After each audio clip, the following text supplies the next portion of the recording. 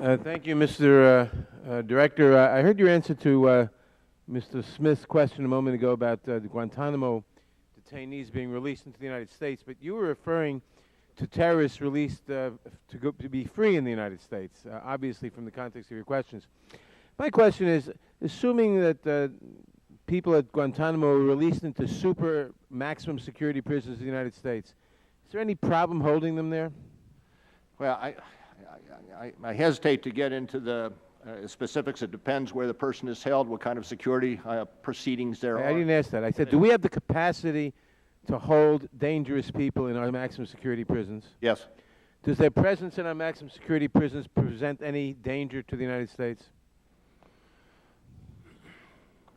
Again, it depends on the circumstance. If it's a national security, if it's Florence or something, I think it would be very difficult for the person to come get out, and very difficult for the person to undertake any activity. However, I will caveat by saying that in gang activity around the country, using it as an analogy, there are individuals in our prisons today, as I think you and others are familiar, who operate their gangs from within inside the walls of prison. So while there may not be the opportunity to escape, there may still be the risk as we see in we have we have a number of Al-Qaeda prisoners convicted in things like the Ramzi Youssef and the Sheikh, what's his name, from the 1990s, and who planned to blow up the World Trade Center, who planned to blow up the Holland Tunnel and so forth. We have those people in our prisons today, do we not? Yes. Have they presented any particular danger to us? If you're talking about physical danger in terms of being able to escape and undertake an attack, no. Thank you. Let me turn to the subject of national security letters. In 2 years ago, the IG for the Department of Justice issued her first report on the FBI's use of NSLs from 2003 to 2005. The IG made 11 recommendations for improvements. In the second report last year, the IG found that a number of actions have not yet been taken to implement their recommendations. What is the current status of the FBI's implementation of the recommendations from the IG's March 2007 report? Have they all been fully implemented? I'd have to check on each one of those. I know we had pursued every one of them. There may be one or two in which we have a disagreement with, but I'd have to get you the report card on each of those recommendations. Certainly, as soon as we have received those reports, we have started implementing those recommendations, and in many cases, to the extent that we have information about a procedure that needs to be upgraded or changed, we would make the changes in anticipation of the report and the recommendations. Thank you. Now, as you know, that there have been recent reports that, well, actually, these were responses to questions posed to the FBI by the FBI General Counsel Caproni in response to her March 2007 appearance before this committee.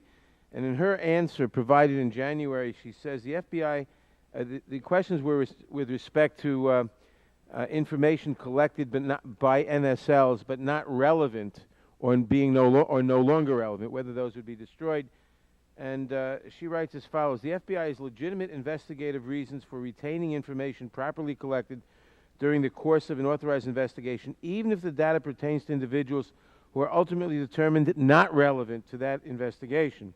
The answer concludes the FBI does not support a policy that requires the destruction of data merely because upon initial analysis the person to whom it relates appears irrelevant to national security concerns, close quote. Is the FBI saying by this answer that all NSL collected information is kept indefinitely, even when the subject is not relevant to an FBI law enforcement purpose? I think you have to put it in the context of our records retention policy for all investigations, whether it be a grand jury subpoena, whether it be records retained as a result of an NSL.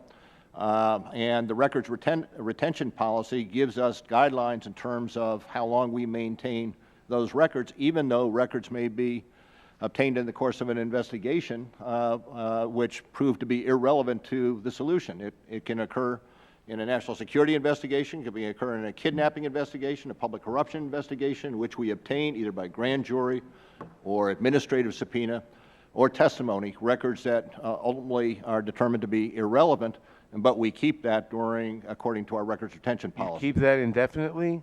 I'm not certain. I think it's 20, 25 years. So you keep for 20, 25 years?